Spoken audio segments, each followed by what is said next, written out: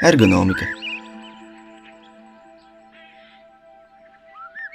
Zinātne par komforta veidošanu darba vietā.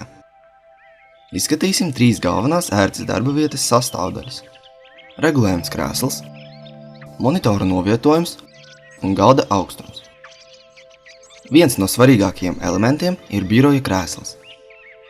Labam biroja krēslam ir vismaz 3 regulējumi parametri. Krēsla augstums un dziļums, kā arī atzeltnes augstums.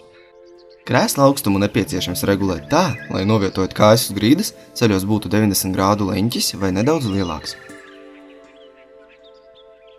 Dziļumu iestata tā, lai starp gurnu un ceļa locītavu paliktu 4 cm attālums, jeb 4 pirkstu platums.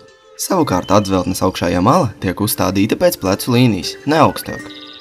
Kad krēsls ir noregulēts, varam pāriet pie galda.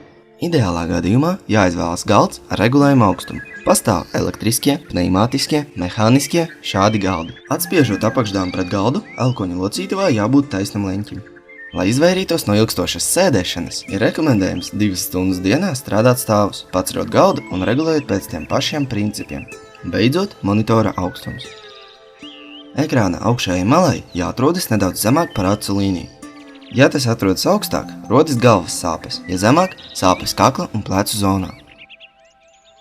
Monitora augstumu var regulēt, novietojot to uz statīvu.